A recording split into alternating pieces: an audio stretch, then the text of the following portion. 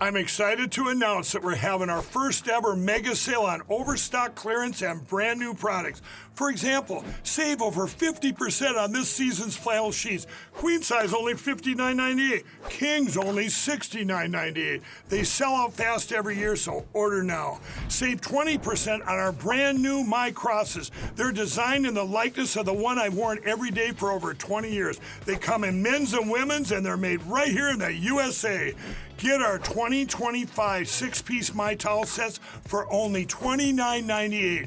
Our initial quantities are extremely low, so get them now before they go. And our best-selling standard My Pillows, just $14.98. So go to mypillow.com or call the number on your screen. Use this promo code to take advantage of our first ever mega sale. But wait, remember that $75 free shipping rule? Well, that ship is sailed because right now, every order ships absolutely free.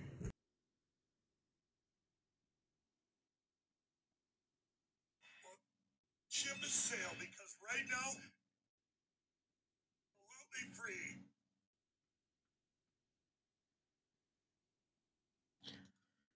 Welcome back, guys. Welcome back. Let's see here. Let's hit stop. There we go. Happy Wednesday, folks. Happy Wednesday. We got a great show for you today. Thank you for tuning in. Please hit that like button. Let's see. I think I read that in the comments right there. Where'd it go?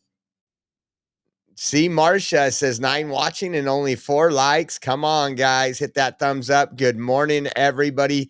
We got Susan in the house. Knucklehead Homestead, Cade, Texas. See, Marcia, Pixie, Rob Wallace. Thank you guys for tuning in. If you would, please share this out. Get it to everybody you can. Your friends, your enemies, whatever you got out there. Again, thank you for tuning in today, guys. We got a lot to talk about today. We got more of the fear mongering, everything that the Democrats are lying about, whether it's cuts to Medicaid, cuts to Social Security, all the things that nobody is planning, at least in the Republican Party, anybody that's voting for the budgets, they're not planning on doing anything like that. They're worried about getting out the waste, abuse, and fraud. We got some California crime we'll talk about. We got more trans terror. Imagine that. More trans terror, guys. That is insane what we are seeing right now. And it's unfortunate. But again, I think there's going to be these people that are out protesting.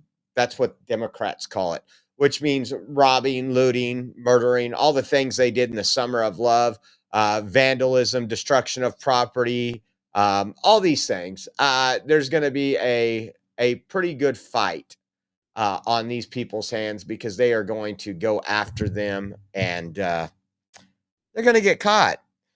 Nola's in the house. Hello, Nola. Thank you for joining us. Appreciate you all. It is 11:01 on the left coast. It is Wednesday, March 12th. Man, we're almost to St. Patty's Day. I hope y'all wearing your green on. 5 more days. What is that, Monday? Yeah, that's Monday. So it should be a good day. Check out who's in the house. Smith & Wesson 9mm. There is a troublemaker. Watch out for him. Hope you're doing well. So we're going to get into it, guys. We're just going to start off with some of the topics that are going on. California, guys. Every day we wake up, I could do an entire show each day on California crime. Many of them are repeat offenders. Many of them are felons.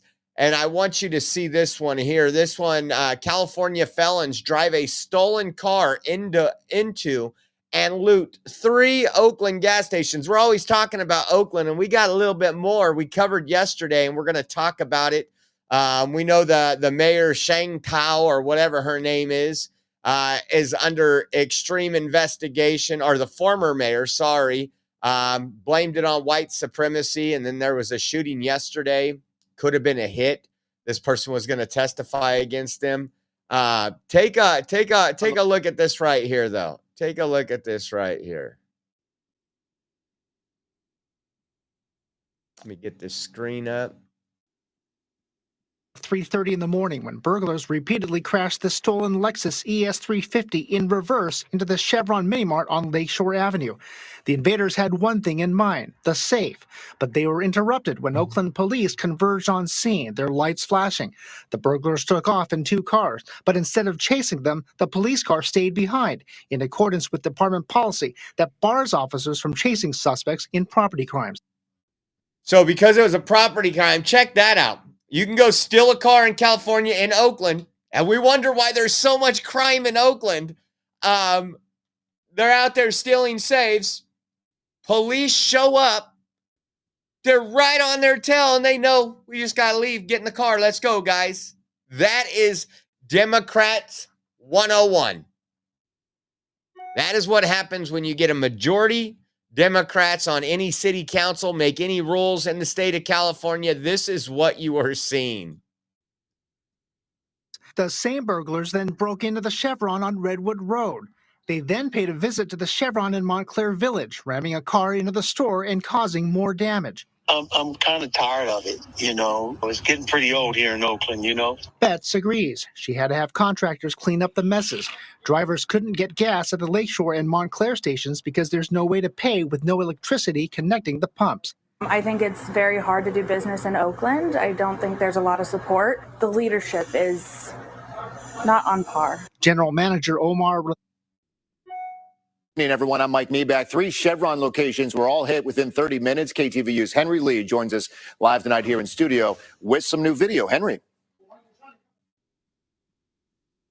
Closing up shop, boarding up, and picking up the pieces after 3 Chevron stations were hit by burglars back to back to back before dawn Tuesday in Oakland. I have anxiety and frustration with the city. Marissa Betts is in charge of operations at all 3 Chevrons. She's the granddaughter of the late Ken Betts, whose company runs the gas stations, all of which have been hit before. We have to talk about it. We have to talk about the future. And do we stay in Oakland is the question. And we've been. Leave. Get out. Get out. Let Oakland just turn into the crap hole that, you know what? And again, it's a lot of residents. They vote these people in. Keep voting blue. Keep getting the same thing out of it. I mean, literally, I love the beginning here. I love the beginning because I'm going to play it one more time just to show you. When we talk about California, listen, I love California, folks. I still live here. I could move. There is many places across this country I could leave to that are less expensive. I wouldn't say safer than where I live in California because I live in a conservative area. But when we're traveling in California, we know it's not safe. We know that criminals, there's a revolving door. We know that Democrats don't believe in putting criminals behind bars because that's just racist. But just take a look at this. Once again, the police pull up and just let them go away. All started at about 3:30 in the morning when burglars repeatedly crashed the stolen Lexus ES350 in reverse into the Chevron Minimart on Lakeshore Avenue. The invaders had one thing in mind, the safe, but they were interrupted when Oakland police converged on scene, their lights flashing. The burglars took off in 2 cars, but instead of chasing them, the police car stayed behind, in accordance with department policy that bars officers from chasing suspects in property crime.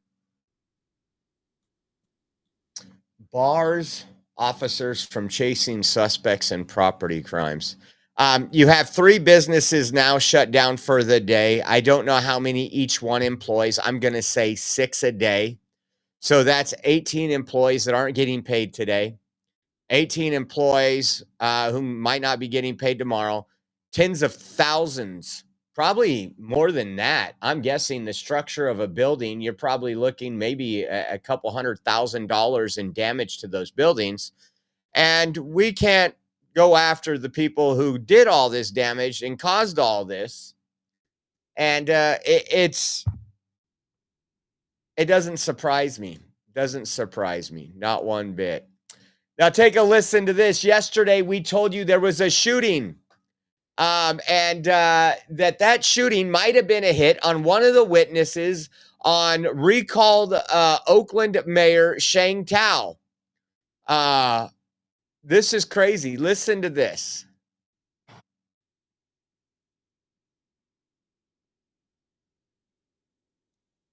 At Mario Juarez's house in the Fruitvale neighborhood, 9 months after the shootout. And then it stopped there and it shot like 2 times. Sheila Campos lives across the street. She tells me she was headed to work after 9 p.m. when she saw a car drive by 3 times, firing at Juarez's house and Suburban. On the last pass, Mario Juarez came outside with his .40 caliber Glock. And he started shooting back, like firing back, pop, pop, pop, pop, pop, pop, pop, pop. And the car just kind of skeeted off, but kind of fast. And he was in the middle of the street shooting, like trying to get him. I've been speaking to Mario Juarez by an encrypted phone app. He tells me he can't be in Oakland right now because he still fears for his life. He sent a written statement first reported by the San Francisco Chronicle that says 2 suspects were nabbed in December 2024 tied to these attacks, but justice, it never came. Oakland police made the arrests, but the DA's office, just days after Pamela Price left office because of the recall, allowed the suspects to walk without charges and without informing Juarez that the men who may have shot at him were back on the streets. It's an issue of safety, right? Yes, absolutely. It's definitely an issue of safety. Ernie Castillo is Mario Juarez's attorney. When you have people come into your house and you get into a shootout and people shoot at you, that's a huge concern. So we should have been notified by that former administration 100%. Mario Juarez recently had a fraud case against him dropped. He was accused of bouncing checks for a mailer that supported Sheng Tao in her race for mayor. As part of that case, Juarez accused then District Attorney Pamela Price of demanding $25,000 from him to help her recall, saying when he refused, she filed the criminal case against him. In that motion were declarations and statements by witnesses, including Mario Juarez, that the former administration had tried to shake down Mario for $25,000. And if he had not contributed to that campaign for $25,000, then they would charge him. Through her attorneys, Price denied asking Juarez for money. Back to the shooting in June, neighbors confirmed to me that the day after the gunfire, the FBI canvassed the neighborhood looking for witnesses and surveillance video. And just 10 days later, agents raided the homes of then Mayor Sheng Tao, her partner Andre Jones, and David and Andy DeWong, owners of California Waste Solutions. They're all charged with conspiracy, bribery, mail-in wire fraud, and more. Federal prosecutors also claim Tao agreed to purchase modular units for the homeless from Evolutionary Homes, a company run by the DeWongs and Mario Juarez. The product that we have is a single-family resident home. Though he is not named in the indictment, Juarez appears to be unindicted co-conspirator one who acted as a go-between for the DeWongs and Sheng Tao. Now, Mario Juarez says they saw me as a threat, not because I'm perfect, because I wouldn't bow. They wanted me dead to keep their secret safe, to silence a voice that wouldn't shut up. They picked the wrong man.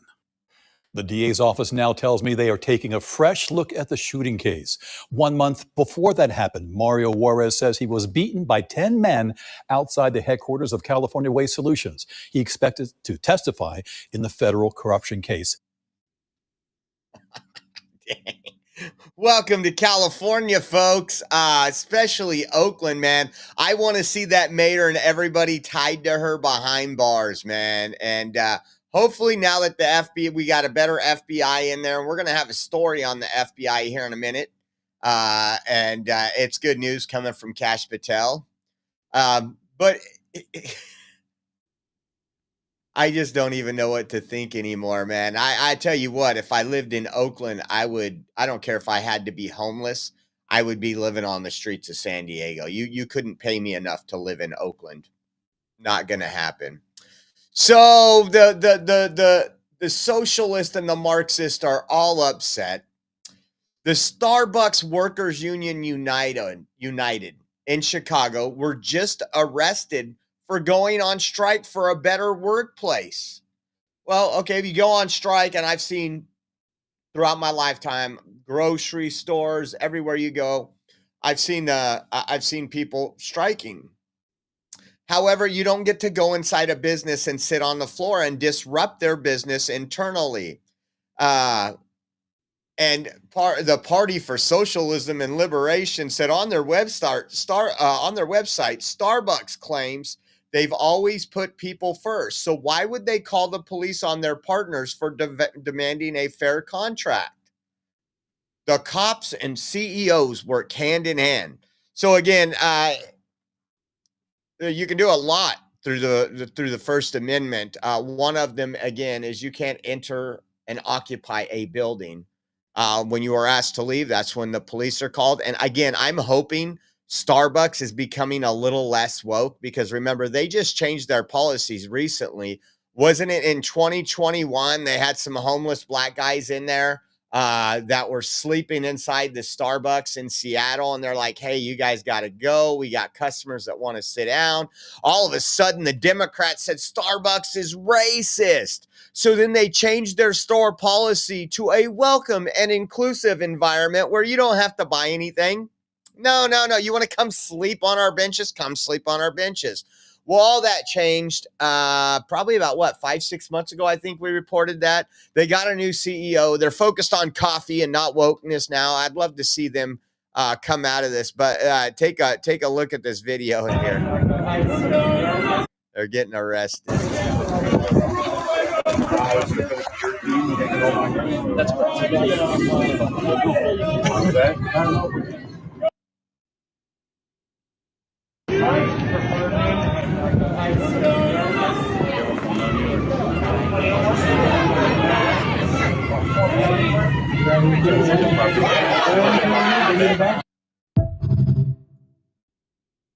It'd be nice. And unfortunately, these cases always get dropped. That's the reason why people continue to do this stuff at these protests. These cases. Oh, and let's not forget, I forgot to mention, guys, someone sent me a video of RW. It wasn't recent, but we got a video of RW we're going to show you in a little while. And it's a little embarrassing. I just want Texas RW. I want you all to know. So you might want to wait around for that. Now, check this out. If you guys don't know this, when you go to prison and you're on good behavior, they'll give you jobs to do. While you're doing those jobs, you're also working off some extra time. And you don't have to sit in a cell for 12 hours a day and endure the punishment that was fit for the crime, if you will. Now, one of those jobs, there's multiple jobs. Actually, when I was a purchasing manager for a aerial lift company, we had the Chowchilla Women's Facility, and I had to go down there because there was a company. It was an electronics company that used the prison labor. And these people actually love it. I got to go in there. I got to talk to the inmates, and there's certain rules you have to abide by. You couldn't ask them why they were in there. But they could tell you, and most of them wanted to tell their story. So I would go in there, I think once a quarter for about a year and a half. It's how we would audit our suppliers, do supplier audits and stuff. And, these people actually loved being able to do something. They were getting paid, not a whole lot of money, but they were getting paid. And again, it was a privilege to be able to work on these control harnesses because, they get more freedom. They're working with tools. They're using their hands. They're not just sitting in a cell all day. We also have firefighters. When we have the big, large forest fires, we have inmates that are obviously inmates that they don't fear they're going to run. They're on good standard. And I believe, and I don't know if this is true, but I believe they make $5 to $10 a day. And I actually know somebody who was in jail for, I want to say 5 years, who did this job when there was fires. As a prisoner, they would dispatch them out to the fires. And once he got out, obviously he changed his life around. He was able to get on with CAL FIRE as a firefighter, making a very decent income. He has now got a family, everything else. He's doing very well as a firefighter. But you're not going to believe what LA wants to do with your tax dollars. Assembly member out of a Democrat out of Los Angeles created a bill, AB 247, to increase pay for incarcerated firefighters. That bill just passed. that passed the safety committee. It says AB 247 requires incarcerated firefighters from county jails to be paid an hourly wage of $19 an hour and to have the wage rate updated on an annual basis. Again, they earn about $10 a day right now, which is good for someone who's incarcerated. Again, it's that they get to do a great service for the people that are in those areas and for the communities and for California while they are being punished for a crime they did. I want to get your comments in a minute. Listen to this.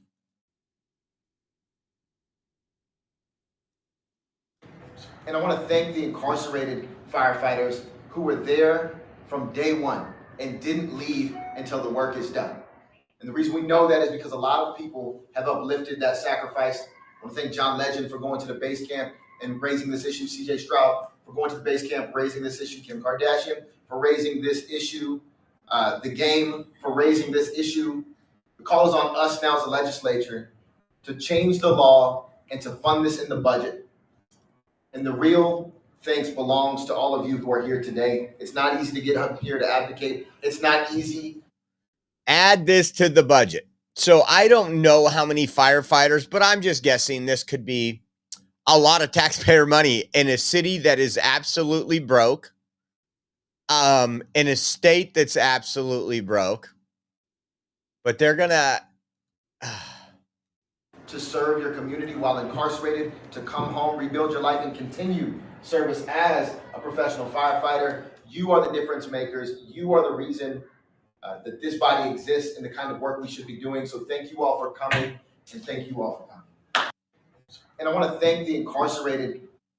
So as you can see, $19 an hour behind bars. So we're paying for their food. We're paying for their lodging. We're paying for their lawyers. And now we're going to pay them on top of...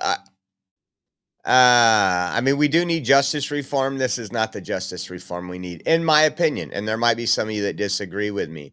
So I seen this and I wanted to bring it up. We talk a lot about censorship, how what some would even refer to as the deep state, how for years they've been manipulating the system, how that they have been working on moderating your speech, my speech, speech along anybody, any government that goes what the left would call their enemies. So constitutionalists, patriots.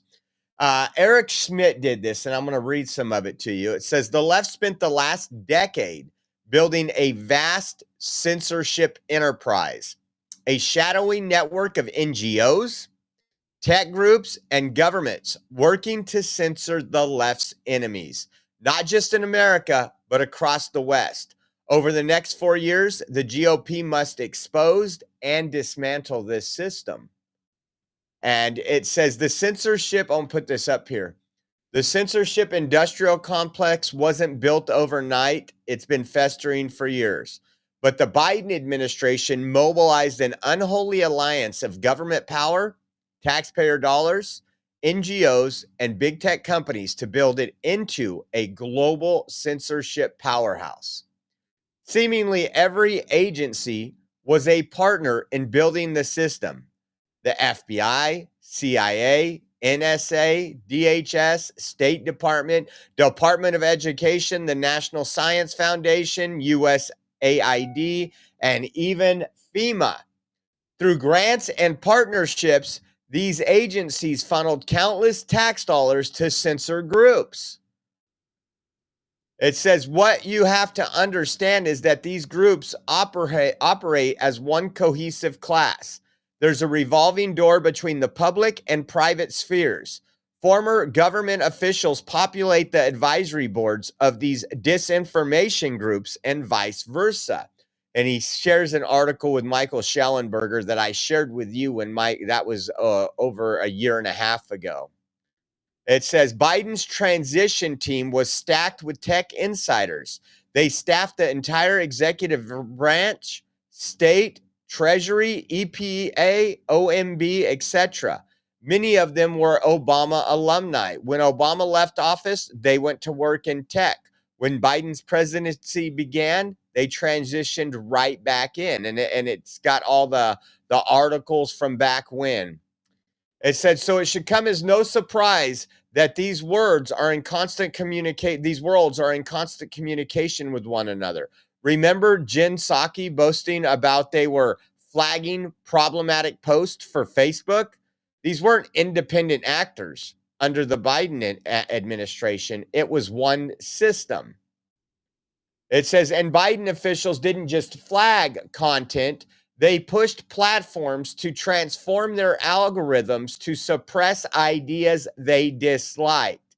In an email, Biden's digital director told YouTube that this is a concern that is shared at the highest, and I mean highest levels at the White House. It says, those are the few minor examples of a trend accelerated over the past decade. Western governments creating, funding, or coordinated with powerful outside groups to clamp down on mostly right-wing dissent. Just look at the State Department's Global Engagement Center. That's insane.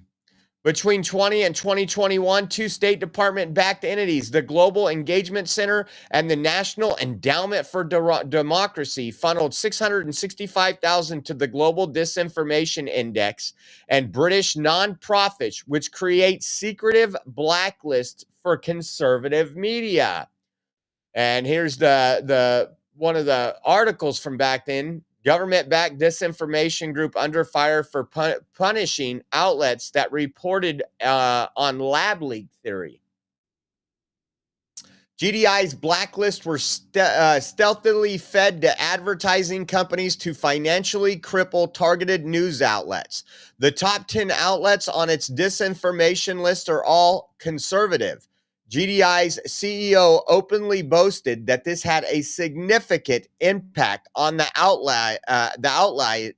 outlet's advertising revenue. Look at all those. Most Dangerous, The Blaze, American News Network, Newsmax. It says the GEC was created to combat foreign propaganda, but aimed at undermining U.S. security. But instead, it was turned inwards on our own citizens. We've seen this stuff happen across our intelligence and security agencies. I fought to shutter the GEC for good. And this is Senator Eric Schmidt in December 19, 2024. The Global Engagement Center must be excluded from any subsequent piece of legislation for the remainder of the 118th Congress. The American people deserve to know their First Amendment rights are being protected. During the 2020 election, under President Trump's first term, the Department of Homeland Security, CISA, formed a counter-disinformation coalition with powerful outside censorship groups. Here's what the network did during the election cycle alone, per FFO's Freedom Analysis. 22 million tweets labeled misinformation on Twitter. 859 tweets collected in a database for misinformation analysis. 120 analysts monitoring social media misinformation in up to 20-hour shifts. 15 tech platforms monitored for misinformation, often in real time. More than 1 hour average response time between government partners and tech platforms. So 1 hour response time, guys, that's crazy. Dozens of misinformation narratives targeted for platforms wide throttling, and hundreds of millions of individual Facebook posts, YouTube videos, TikToks, and tweets impacted due to misinformation terms of service policy changes that DHS partners openly plotted and bragged tech companies would never have done without DHS partner insistence and huge regulatory pressure from government. And you guys can go through, I'll share that out on X. But think about this just for a moment. We haven't even touched the surface. We say that a lot, even when it comes to the spending, the Doge stuff. I don't know if this can be rooted out in one term. That's how deep it is. And again, I give Trump a lot of credit for what he can and can't do. I think this is again, when everything that you say or every time you question something, it's disinformation because it goes against the left. Again, that's not a democracy, folks. That's not a constitutional republic. And it's just crazy to see that there isn't more noise on this. Like you would think, and the media was involved in it. The legacy media was involved with it. You've seen what CNN did to Joe Rogan and others, what they did to people that were taking ivermectin and getting better. Again, it's just crazy. So yesterday we played some of in our second show, we played some of the speech from Trump. He bought a Tesla. I want you to listen to what somebody on MSNBC says about you if you're a MAGA folk. I think some of you are MAGA folks. Here, before I do this, it's going to go blank for 1 second. Give me 1 second. I want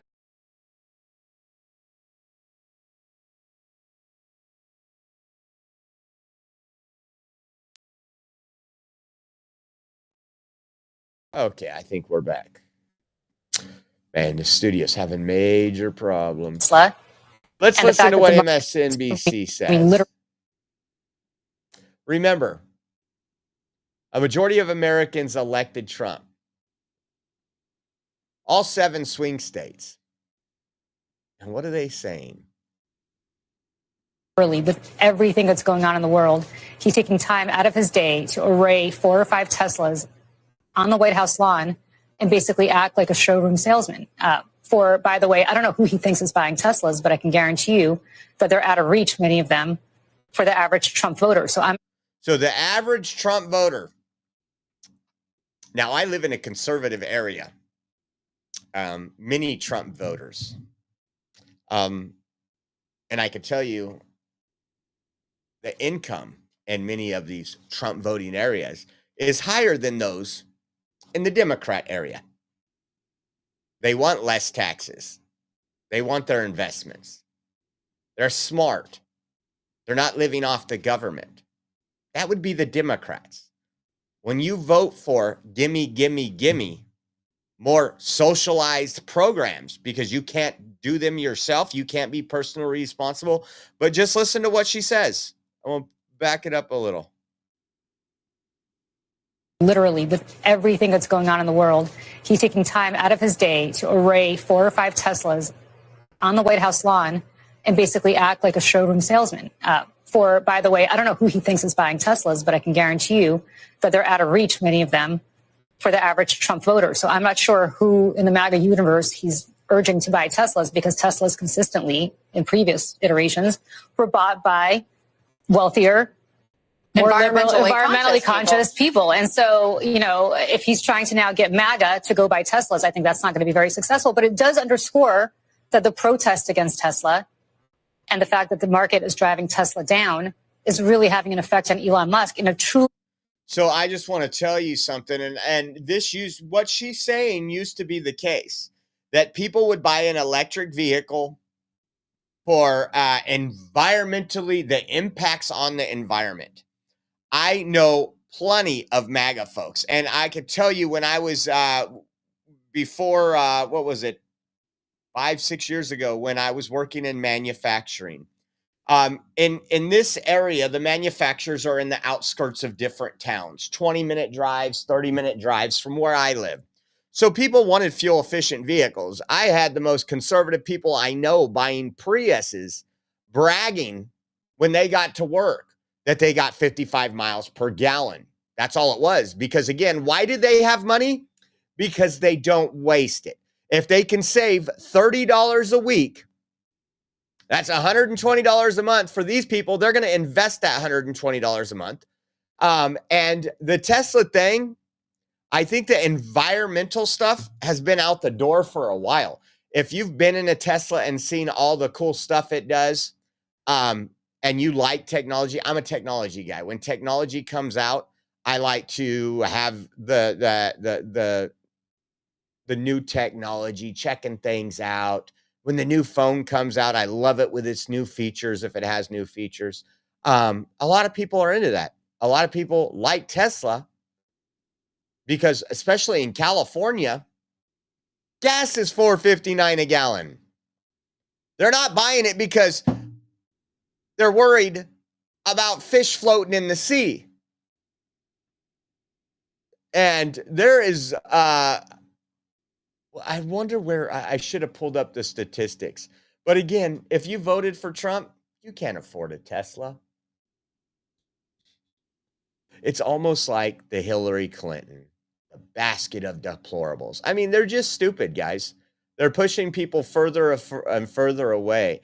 And yesterday we talked, and we're going to get back into it here in a minute, some of the vandalism and the domestic terrorism going on our power infrastructure by lighting and firebombing these Tesla charging stations and everything else that we've seen. But then you also overnight take a listen. have this post claiming that protests at Tesla dealerships are illegal. He said today he would label violence against dealerships domestic terrorism. Now, you know, I am So again, listen to what she says. judicious in how I play this sound, but I think you need to hear it from him. Mr. President talks about some of the violence that's been going on around the country at dealerships. Some say they should be labeled domestic terrorists. So I want you to first listen to see how the question was worded. Violence at Tesla dealerships. The MSNBC host calls violence protest. Very similar to the Summer of Love. Very simple. Oh, mostly peaceful. You know, half the town's burning down behind you. There's people being dragged out of buildings. Police won't even show up because they'll be murdered. But it's mostly peaceful, folks. I'll do it. I'm going to stop them. We catch anybody doing it because they're harming a great American company. Let me tell you, you do it to Tesla and you do it to any company, we're going to catch you and you're going to go through hell. So we're going to catch you and we're going to go through hell if you are violent. What is wrong with that? It's what we voted for. It's accountability. I don't care if you're doing it to your local school buses, your elementary buses. If you go slash the tires, you should be put through hell. You are affecting taxpayers. You are affecting businesses. Clear. You protest a private company, you are labeled by this administration a domestic terrorist. See how they spun that? You protest. I'm going to go back because, again, it's MS fake news. Hold on. Said today he would label violence against dealerships domestic terrorism. Now, you know, I am violence against dealerships. She says it there. Judicious in how I play this sound, but I think you need to hear it from him. Mr. President talks about some of the violence that's been going on around the country at dealerships. Some say they should be labeled domestic terrorists. I will do that. I'll do it. I'm going to stop them. We catch anybody doing it because they're harming a great American company. Let me tell you, you do it to Tesla and you do it to any company, we're going to catch you and you're going to go through hell. Okay. So just to be clear, you protest a private company, you are labeled by this administration a domestic terrorist. Not at all. Do you see how they try to spin this? And if a lot of people, and again, MSNBC don't have a lot of viewers, but those people out protesting, out Tesla dealerships, that's who they rely on for their news, believe it or not, MSNBC. You can't make this up. And so they hear this and they're like, oh my God, he's taking away free speech. No. Violence. And like I said, there is no difference by you firebombing a Tesla charging station or vandalizing it than it is to go to a power supply station and bomb that. They are both part of American energy infrastructure. What the Biden spent? Was it $88 billion for supposed to be like 750 chargers or whatever? I don't know. They didn't get any done. But again, that's no difference than anything else. And MSNBC is just that stupid. And we talk about a lot of times. We got another arrest at a Tesla for for terrorism on a Tesla dealership, and guess what? More trans terror. Another mentally ill person that gets their news from MSNBC got arrested. Take a listen to this.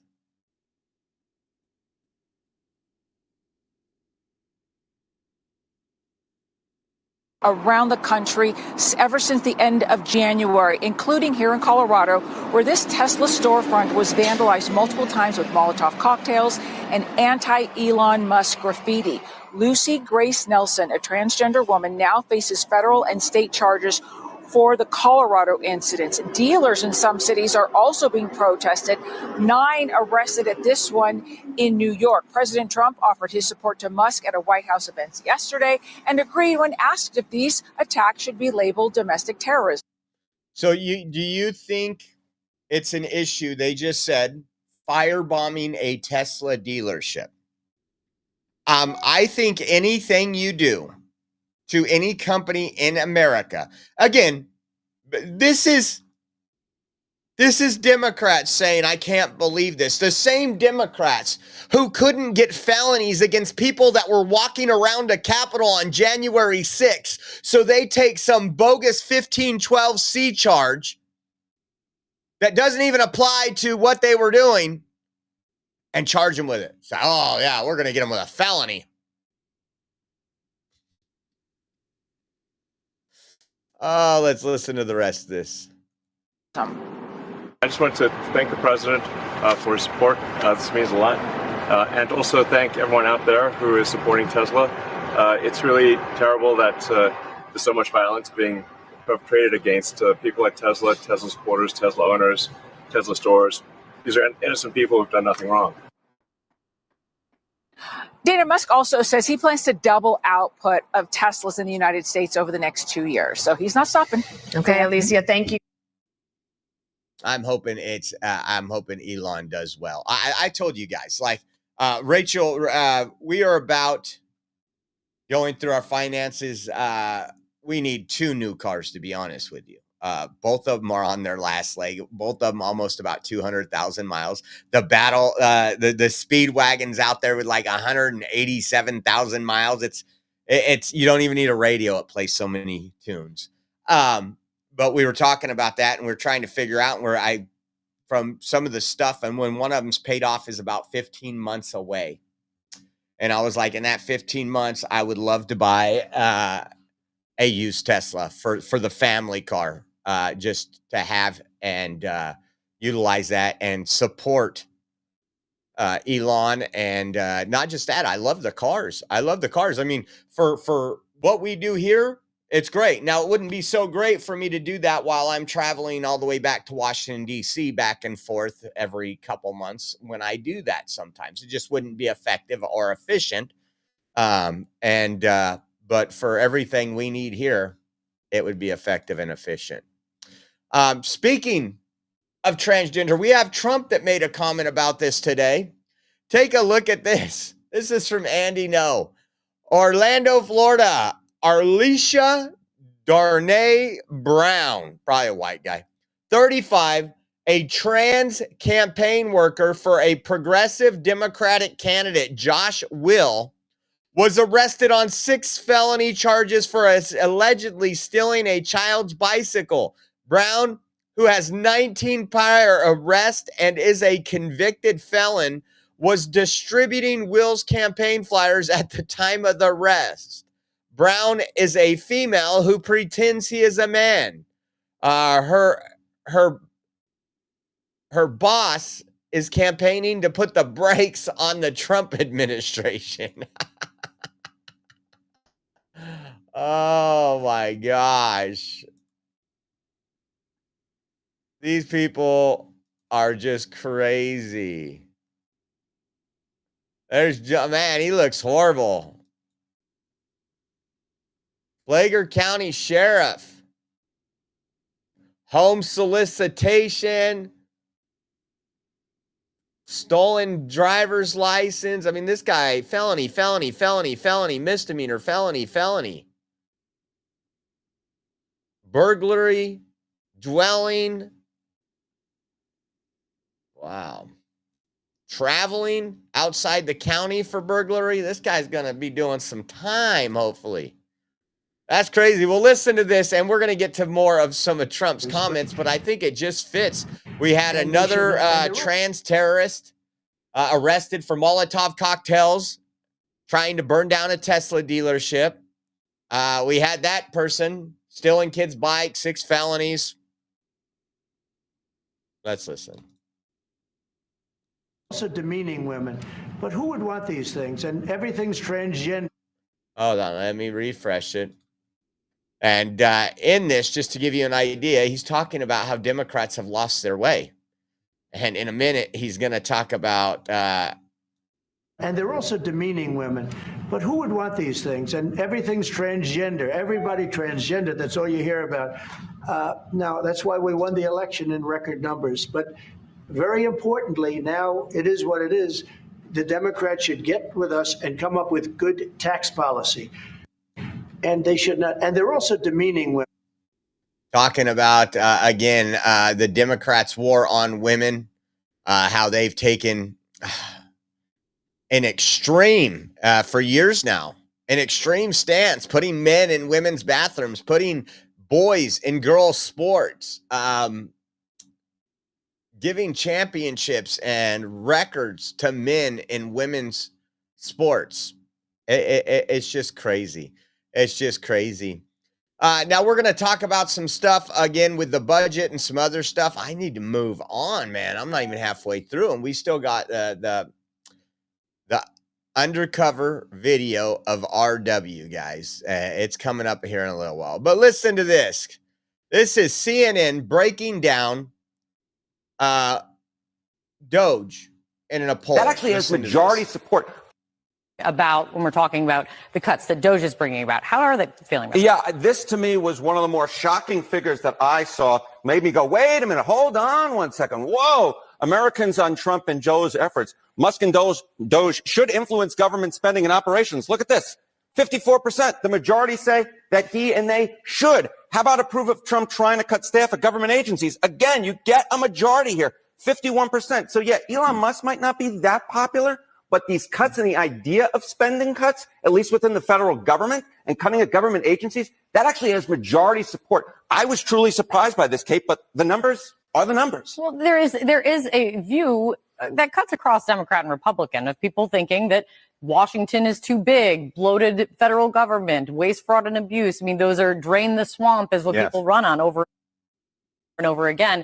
How do they feel? What do they think they're actually cutting? Yeah, what do they think they're actually cutting? Democrats want to argue that the type of spending that Musk is cutting is mainly necessary programs, but that comes in at just 36%. The wasteful spending actually wins the plurality here at 42%, according to a recent Washington Post Ipsos poll. And I think that is the reason why you see that when it comes to Musk and Doge, you see, in fact, the majority believe he should have some influence because they believe, the plurality believe, that he is cutting wasteful spending. And see, this is why there is such a, you've seen them come out, especially once USAID was cut and all the funding for transgender operas and everything in other countries was starting to be cut. One of those things is, that's why every day they're saying they're cutting your Social Security, they're cutting your Medicaid, they're cutting your Medicare. None of those things are being touched, but there is waste, fraud, and abuse in those. And we're going to get into that here in a minute. But again, every day like a broken record. Go to Adam Schiff. Go to Nancy Pelosi right now. Go to Pocahontas. Go look at their feeds on their social media. That's all it is. It's trying to indoctrinate that into people. So that way, they infect the American brain. More and more people hear it every day because not everybody watches our show or any other shows that try to show you guys the truth. And what happens? They start believing it. You tell a lie enough, people will start believing it. And that's all the Democrats have did. Remember people that really thought Russia? Like this poor guy. And I say poor guy. This was filmed by News to Share. This is Richard Hobcroft Allen III, an 80-year-old veteran chained himself to a sign near the White House to protest Trump and Musk's massive cuts at the Department of Veteran Affairs. I promise you, he's getting his news from MSNBC or CNN. Why would he do that? They're not cutting any veterans benefits or anything like that. Take a look. He's been fed the lie.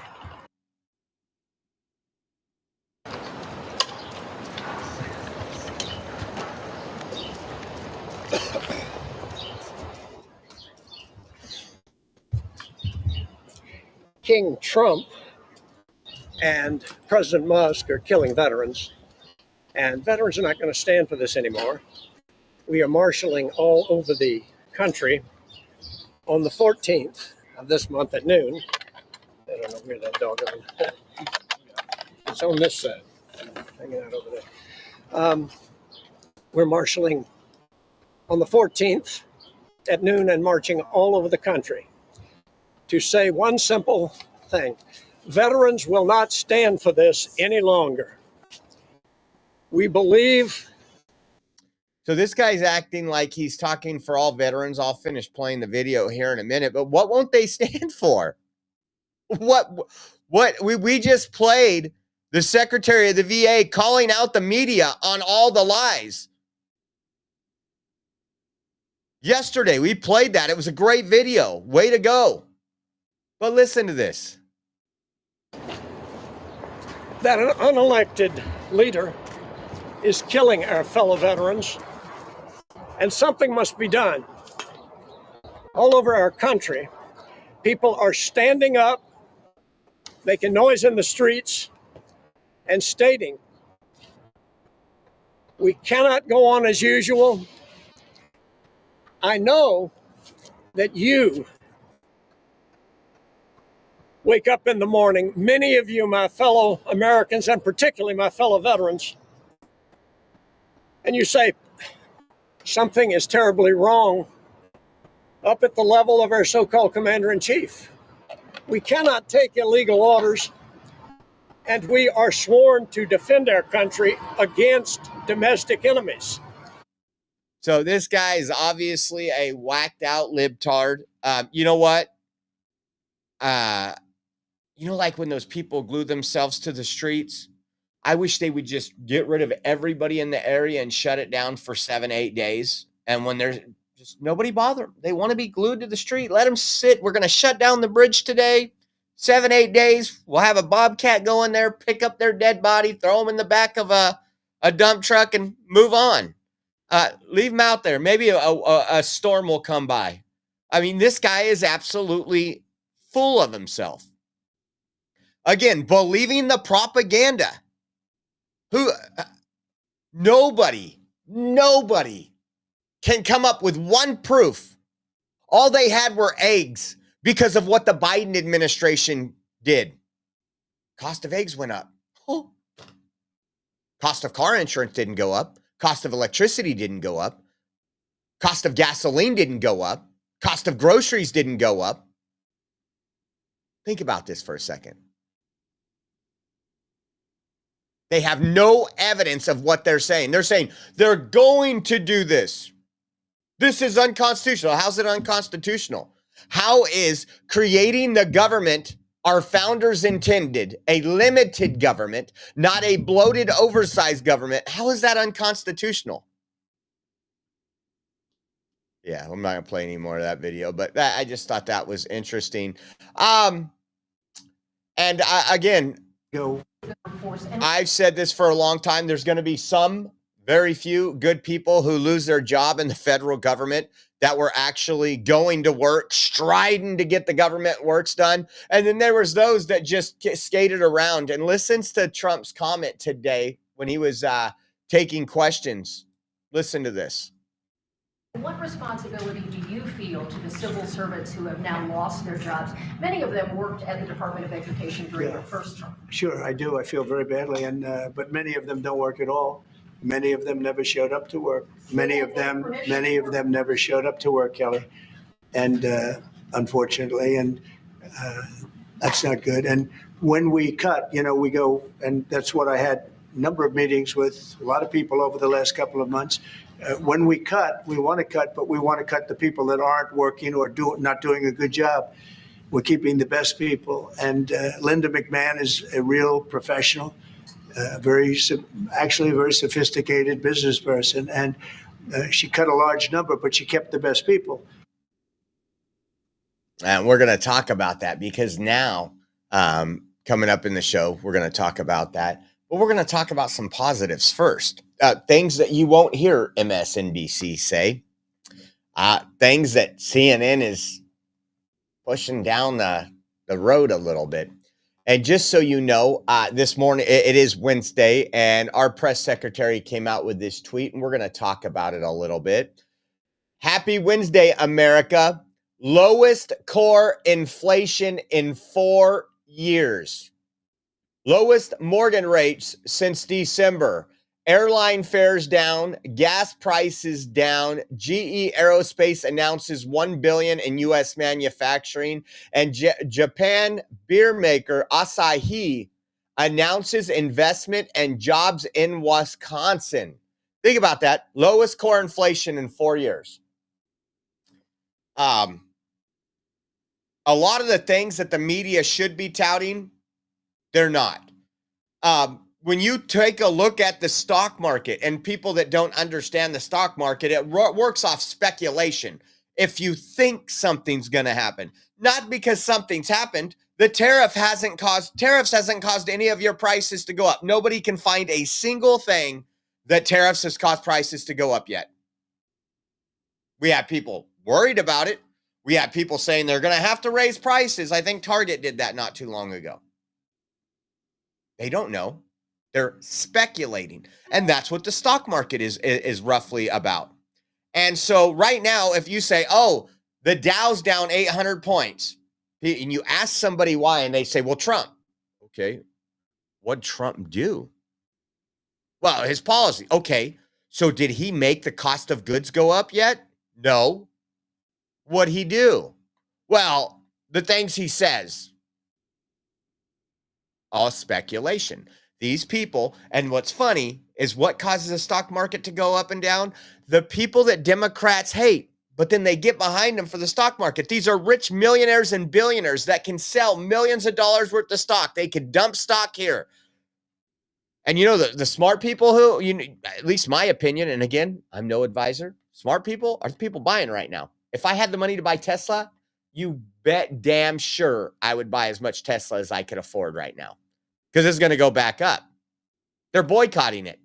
The left. Why? Because they don't want the federal government to be downsized. So they're boycotting a car manufacturer. I'm telling you, mark my word. Look at what today is. Where is Tesla today? Let me pull this up. Just so we can talk about it. Not that.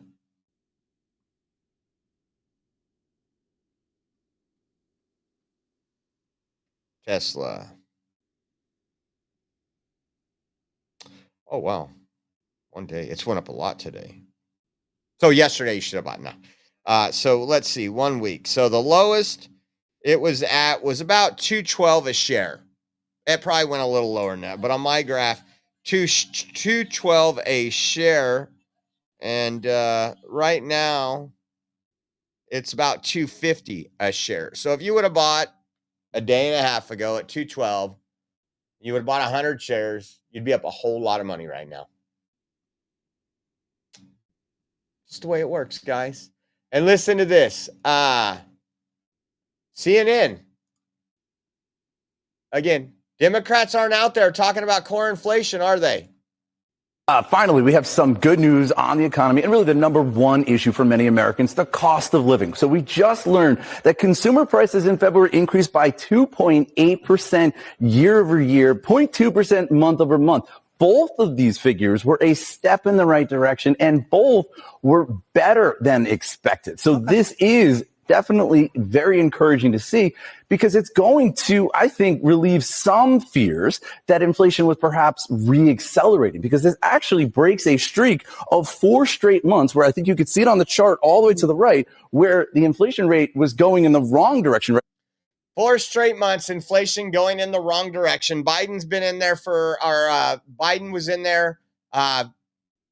People are saying, well, inflation's down. Well, you don't want any inflation. Any inflation is a cost increase on your goods.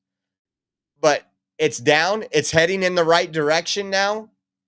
I think Elon Musk stated this perfectly clear. When you're spending all this money, inflation's going to continue to rise. When you're cutting out waste, fraud, and abuse, you'll be able to streamline inflation. And so to say that in February, while Trump's in office for a month, that inflation cooled off. And you don't hear Democrats touting this. I think this really needs to be shown because we've spent a lot of time on inflation, talking about inflation, talking about your costs. CNN didn't do too much. They weren't screaming about egg prices. They weren't screaming about cereal. They weren't screaming about gas prices. They were just saying this guy is sharp as a tack. So what do we have? We talked about it earlier. Everybody is trying to fearmonger. Everybody on the Democrat side is saying the GOP's doing this. The GOP's doing this. The House, Congress passed a bill yesterday, a budget bill, and now it goes on to the Senate. They're worried about Democrat senators voting to pass this bill. So they are kind of threatening them. And I want you to take a look at Dan Goldman. Any senator who votes for this GOP partisan funding bill is voting to give Elon Musk the power to gut Social Security, Medicare, and Medicaid.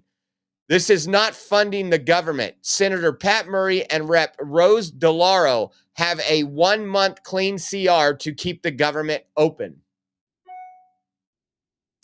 They're worried. They're worried. Let's see what the next one says. House Democrats are warning Senate Democrats not to vote for the GOP spending bill, as many Senate Dems torn with the shutdown looming. Jayapal warning of backlash for Senate Democrats who vote for it. They should refuse to allow this bill to pass in the Senate. Listen to this. They are panicked. They should refuse to allow this bill to pass in the Senate. If they don't?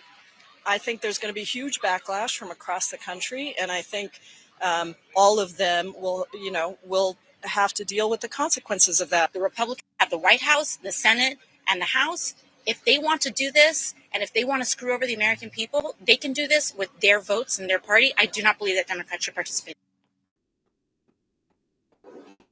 But some Democrats may very well participate. Well, some of them are more concerned about a potential long-term government shutdown, which is why they may supply the votes at the end of the day. And the timing is critical, Wolf. 11:59 p.m. Friday night is the deadline for the Congress to pass a bill to avert a government shutdown. Today, this afternoon, Senate Democrats will huddle over lunch with Chuck Schumer, the minority leader, to decide how to proceed here. We'll see if they have a decision after that critical meeting.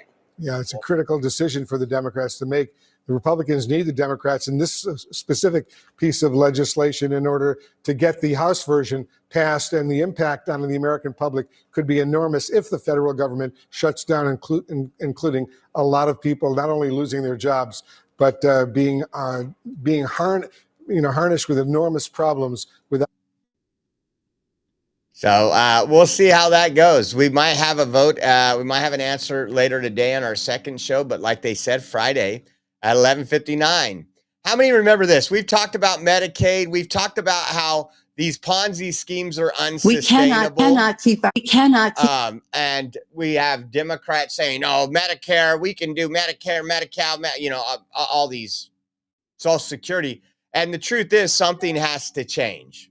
The truth is something. And I get it. Democrats' answer is take money away from billionaires. Well, billionaires pay a lot of taxes. You don't realize that. Democrats, the Democrats want you to believe that they're just evil people because they're successful.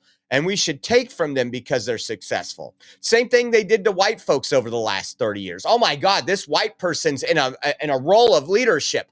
That's racist until we get a black guy up there. And we've seen, again, what we have? We had black guys that were actually qualified for the jobs not getting those jobs because they're putting DEI hires. And then when a black guy did get up there, guess what it was? Well, is he qualified?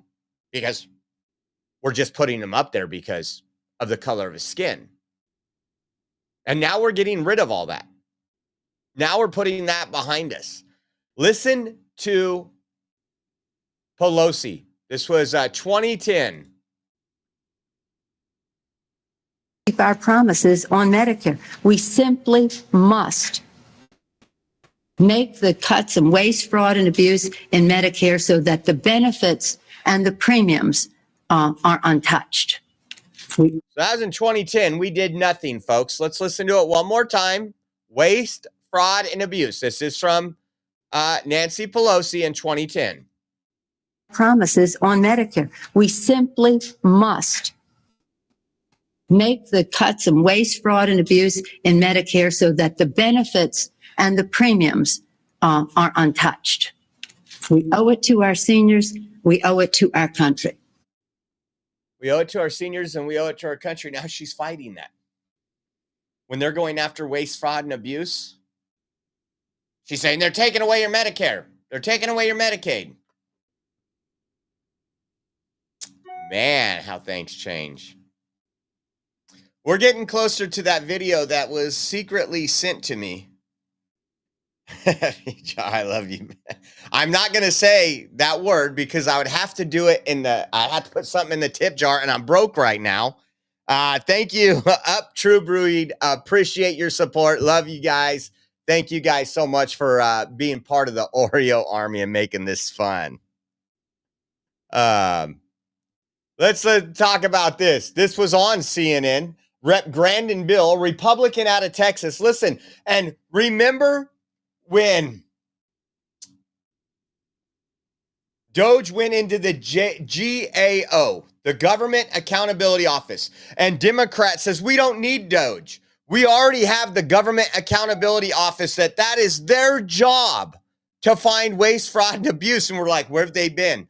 Listen to this because I just think it's really funny. Think there's $700 billion a year in waste and fraud in programs such as you really think there's $700 billion a year in waste and fraud in programs such as Medicare, Medicaid, and Social Security?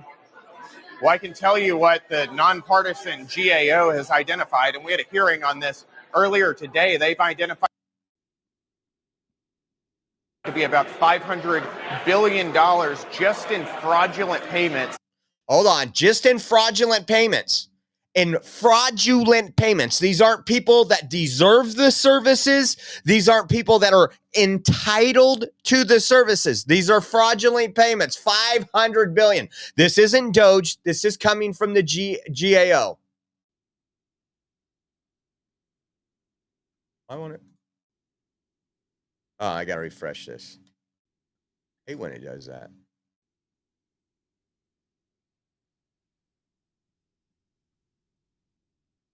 You really think there's $700 billion a year in waste and fraud in programs such as Medicare, Medicaid, and Social Security?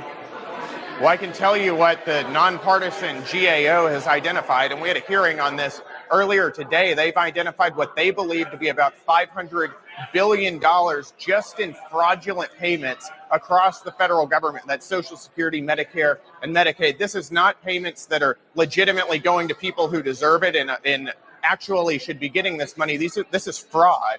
They've identified on top of that $161 billion just last year in what they believe to be improper payments. So there's an enormous amount of waste, fraud, and abuse in our federal government. That's why the Doge work that they're doing is so important. You know, for decades, Congress has been trying to figure out what's going on at the executive branch where they're spending and doling out all of this money. And finally, we're getting some answers. And I think that the American people are shocked by it.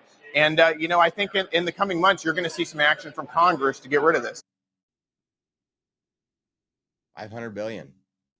Fraudulent payments. Not, we need this. It was for this. Fraudulent payments. $500 billion. So now the screaming because of what happened last night. Half of the staff at the Department of Education was let go. Promises made, promises kept. So now, what do? We tug at the heartstrings. Oh my God, poor Black, trans, non-gender, binary students aren't going to have a classroom to go to. That's just a Democrat for you. Senator Tammy Baldwin. Donald Trump and Elon Musk are firing workers who ensure Pell Grants, student loans, and federal funding to our schools get out the door all so they can give tax breaks to big corporations. None of this money's going to big corporations. This isn't efficiency. This will hurt Wisconsin kids. Once again, scare tactic. They're cutting Medicaid. They're closing down your schools. Your kids are going to go. There's going to be cobwebs on the door. There's not going to be no teachers. Oh my God. You know what the Department of Education has done is ruined our children, partnered with unions. They're controlled by mob style unions. But check this out. This was great. Linda McMahon, our Secretary of Education, joined this. But we had Randy Weingarten, who lost her cool on a program, and she just watch this. Again, this woman should have never been anywhere near a child's education. Randy Weingarten, you're shocked. I know you two are catching dinner in about 20 minutes, but she actually commented about what's going on here. Watch. Think about a country whose president basically says, I'm getting rid of education. What does that say about the future? So many people are so mad about it because they're just taking opportunity away from kids that don't have it. So billionaires, kids of billionaires, they have it. Let's stay on the facts. Sorry. No, I'm do really not angry apologize. about this. No, because this I'm is what really people need angry. to- She lost her cool. And what'd she say? Taking away education. Nobody's taking away education. Again, we spend 4 times per month, or 4 times per pupil of what the average country does, and they have better outcomes. So why can't we, if we want our students to do better, why can't we mimic that process? Let's cut it by 75%. That's not what we're doing. Instead, we're getting rid of the overhead and the bureaucracy and sending that money to the states where it belongs. And I'm hoping they pass the School Choice Act. I really am. But listen, because Linda McMahon just slams her.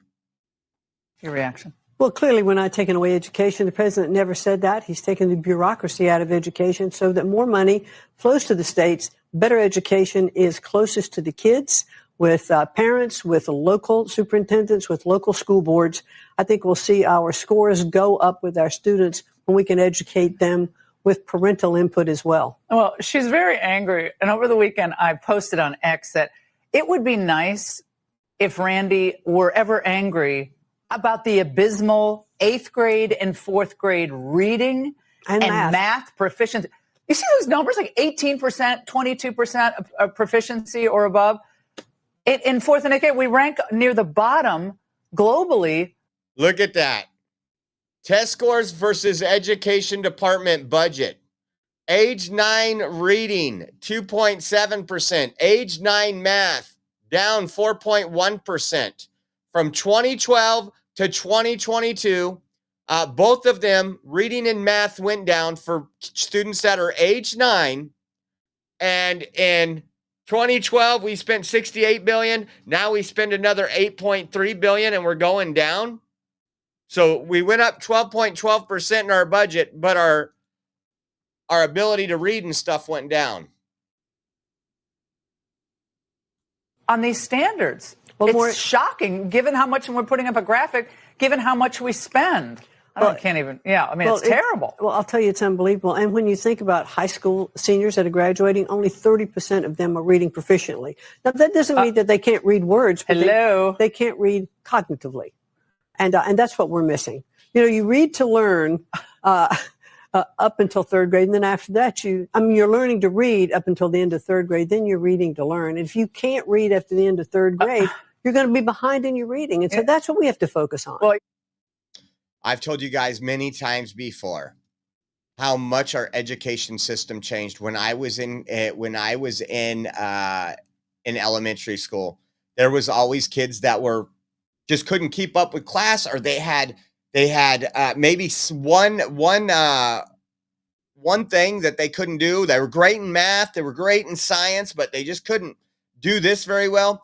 And if they couldn't pass, they were held back another year so teachers could work with them again. It wasn't that bad of a thing. And now we just fast forward. Surprised we're not graduating 6-year-olds just so they can get all that 12 years of education money or whatever it is. Now we're going to talk about the Hamas sympathizers and what's going on with the deportations and things like this. And I thought Marco Rubio answered this very eloquently. Listen to this.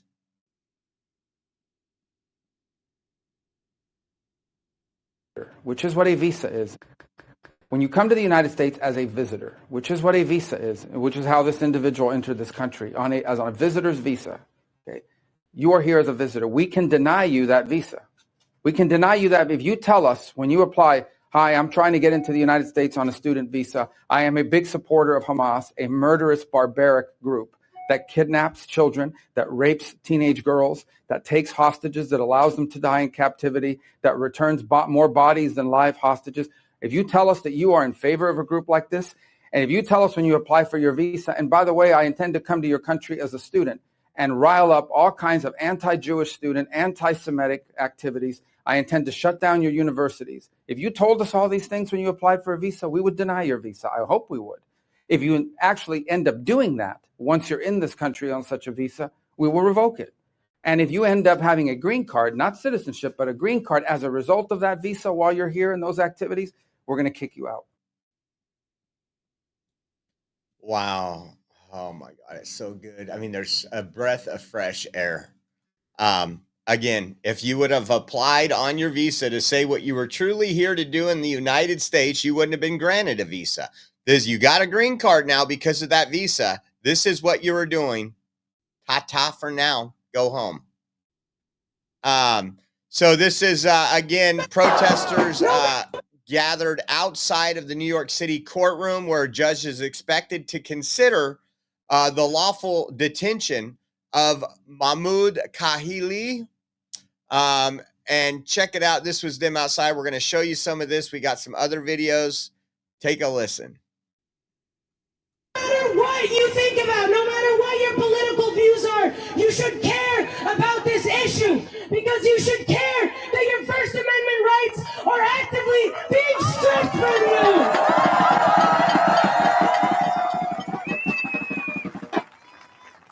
Nothing happens in this country without our hands being involved in it. Nothing is going to change unless we can speak out and we can take to the streets as is our right. And now, more than ever, we're here to say, let them try it. Let them try it because we're showing right now that we're going to be here no matter what and we're never going to back down. So you can spend all the time you want out in those streets. I guess many of you don't have jobs. I think your income's going to go away as we do cuts on waste, fraud, and abuse because there's got to be some way you're getting the government money. But this was another one. This man, love this guy. I want to have to find this guy and go hang out with him. But he sat there with the Trump 2024 flag and said, send them back. Take a listen to this. Send them back! Send them back! And this is the first arrest. Send them back! Send them back! This is something that most of us here in our lifetime, but the government can decide whether they want to protect those rights or not. This is a moment when they're testing the water. Fuck out of here with that bullshit, bro. Fuck out of here with that bullshit, fam. Right here, right here. Give me the fucking banner. Give me the fucking banner. Give me the fucking banner. Give me the banner. You're gonna get arrested. Give me the fucking banner. Give me the fucking banner. Let it go. Let it fucking go. Let it go. Let it go. Let it fucking go. Let it go. Let it go. Let it go. Let it go. Get out of here, bro. Get the fuck out of here. Get the fuck out of here. You're gonna get arrested. You're gonna get arrested. Get out of here. Get out of here. Separate. You're gonna get arrested. You're gonna get arrested. The great NYPD Blue Crew going after the victim as usual. No fear! No fear, you old fucking man! Take your hands off him right now. He has not committed any crimes. Quit making him the criminal. I have the right to be here just like them. I'm not fighting. You see me swinging? How do you swing? It's a peaceful. They grabbed the banner. This is peaceful. So arrest the person that stole his property, charge them, and you will prevent this happening in the future. Damn DEI hires. They grabbed the banner. These are peaceful people. Grab the banner. If they grab the banner, they don't get it physical. They're peaceful people. They are peaceful people. Yeah, they just fucking attacked me, you fucking moron. They didn't. You attacked them. You fucking moron. See, you attacked them. You fucking liar! You old loser! Fuck you! To protest Fuck you! in our name. Man. Fuck you! Your ancestors hate you. We're not free. Your ancestors hate you, Bob. You can't even go on the island, Bob. You can't go on the island. You don't understand. Go on the island, Bob. Because he loves his country. Because again, somebody else that immigrated here legally that wants to pledge allegiance to the greatest country on earth. And he doesn't want to have 1,000 terrorists on the street in New York. He doesn't want these people with dish towels wrapped around their face, threatening college campuses, destroying college campuses. He wants people in the country that want to build a better America. And I could tell you, these shit stains don't want to do that. Crazy what we're seeing. Crazy. This is interesting. A leftist activist staged an insurrection in the New York State Capitol to protest Tom Homan. Tom Homan was there today. They're really mad that Tom Homan is facilitating the arrest and deportation of criminal illegal aliens who invaded our country.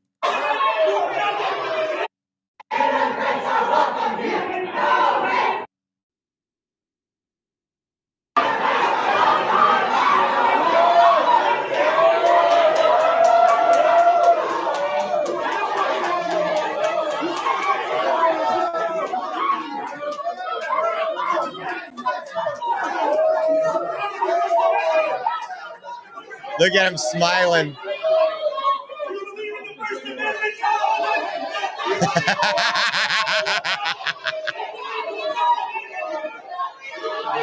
Oh, that'd be so fun to be Tom Homan right there. You guys know I would enjoy the hell out of that. But what is concerning is take a look at this. This video got shared, and I just want you to know that this person going crazy, pushing into an officer inside the Capitol. Take a look at this, and I'll tell you who he is.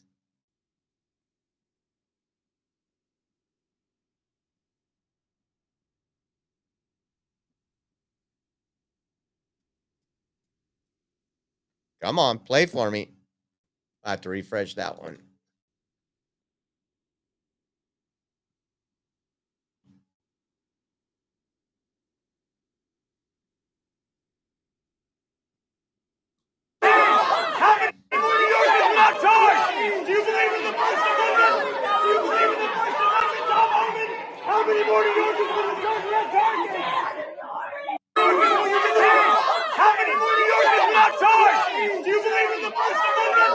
So what's interesting is that guy shoving into a police officer right there and just drooling and just raging at the mouth.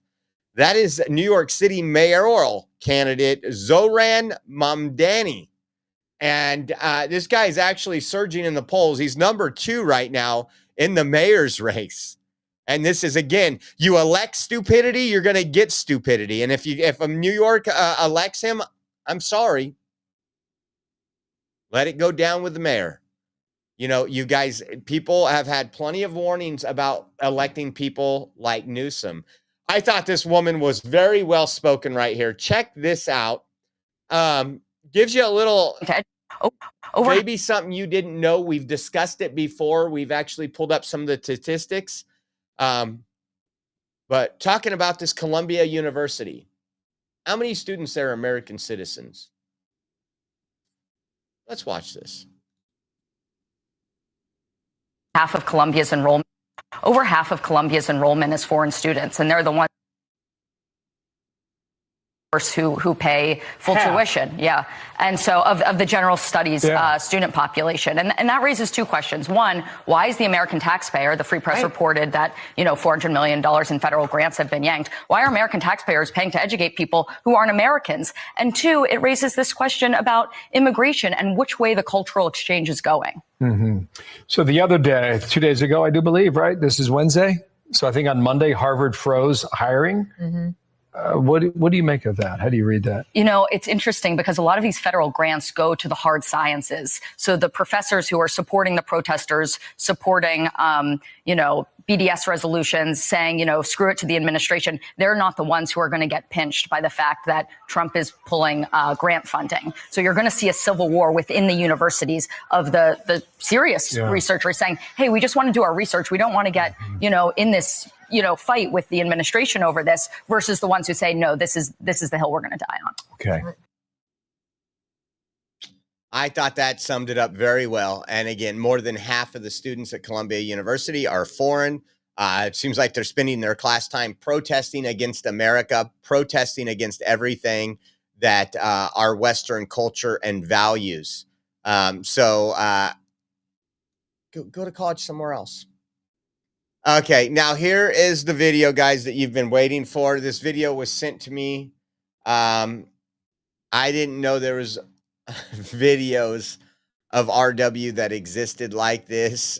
You can kind of tell with the dramatics here. But check out RW. I never knew he was on The Price of Right either. Let's get this back to the beginning. Spin the wheel. Yeah, you get to spin the wheel, but guess what? You get a second chance in this game first. No way. Oh my God. Oh my God, I'm still in it. So you know two prices already, which is a great thing. $3.99 and $5.99. Which one do you want to keep? I'm going to keep the $5.99. Keep $5.99. Something else up here is $5.99. You can tell me what it is. You get everything. I'm going to say the soup. Soup. $5.99. It's pretty fancy. It is. Yes! You got it! Dylan's a winner! Dylan's a winner! Dylan, nice job, man. Look at that. We're going to spin the wheel right after this. Don't go away, folks. That's how RW shoots basketballs, too.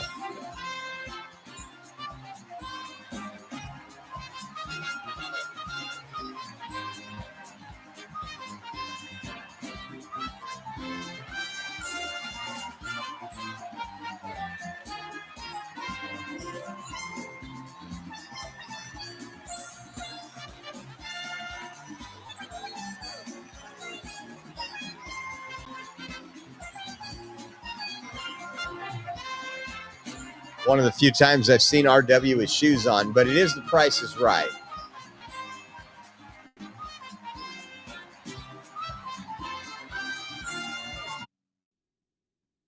Man, so that was his minute and 30 seconds of fame. Oh, man, RW. You're not going to live that down, bud. I knew those moves. I seen you doing those in a place we ate at one time. So, in some serious news as we move on, FBI hands over January 6th pipe bomb documents to House Republicans. So, House Republicans have been asking for a long time on the January 6th pipe bombs, the ones that were placed there by the FBI most likely. Again, I've told this story a million times. I'm just going to give it to you for context. But after we got home from January 6th, I can't remember. It was probably a week later. We get a call from the FBI. I talked to my attorney. Attorney's told me some stuff. I won't put what my attorney said. And so it was interesting.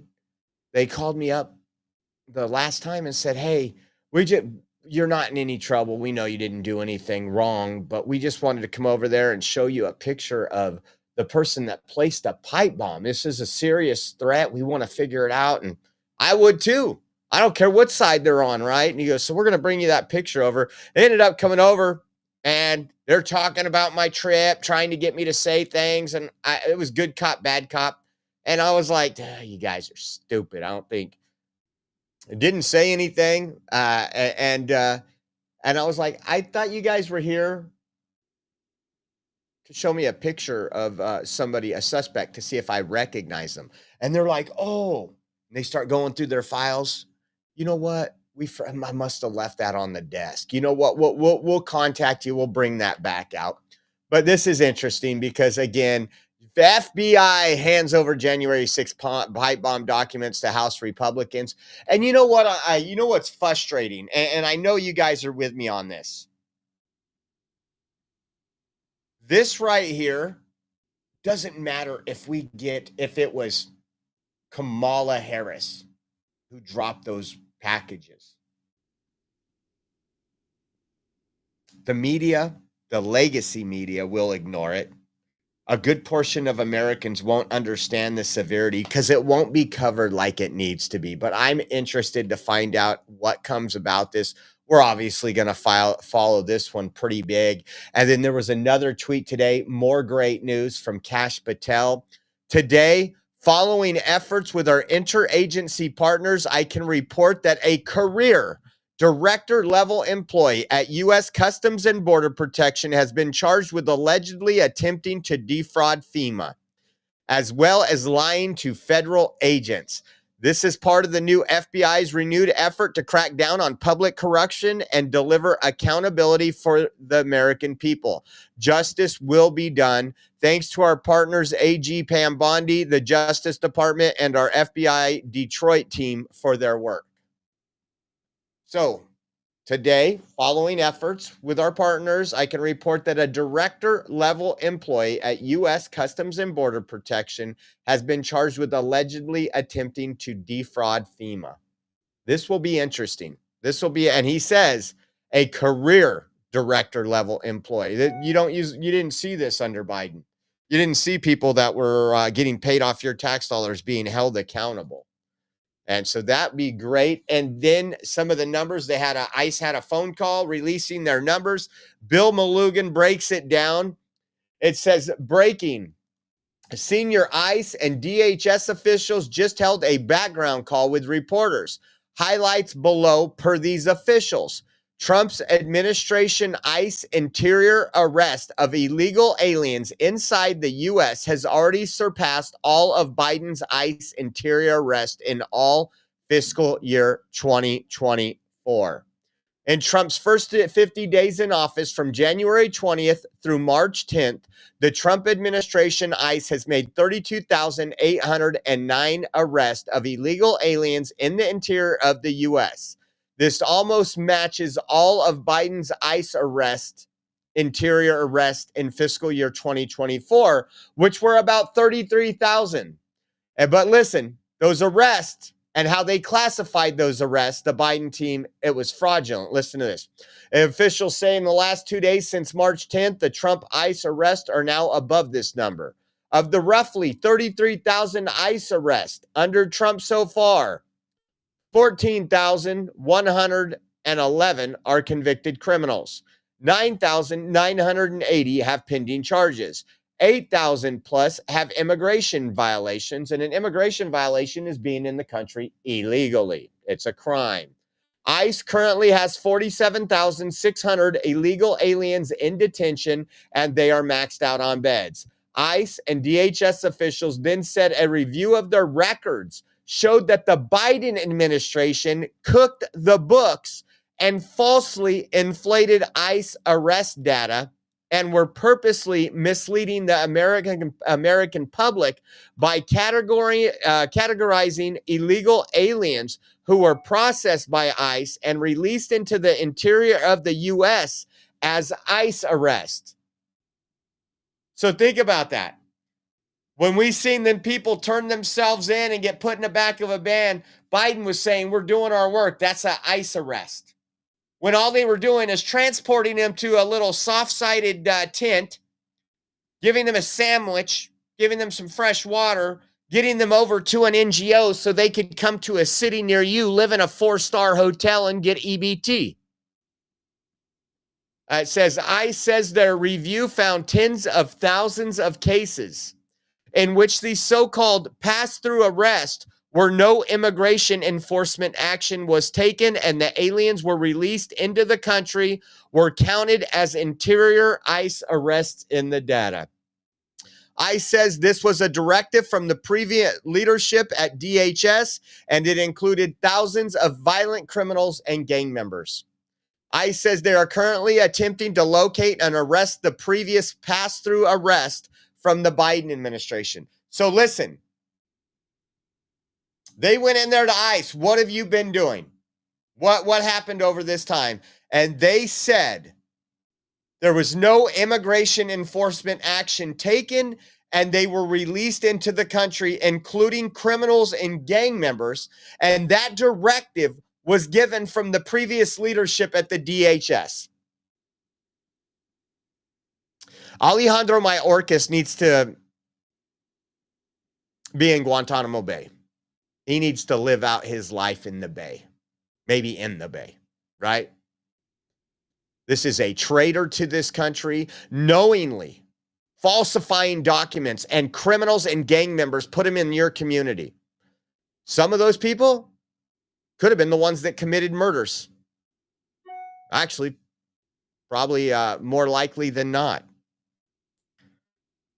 Fucking Mayorkas, man. Ugh. Crazy, right? Crazy. It's what we're dealing with right now. We got a lot of stuff to fix.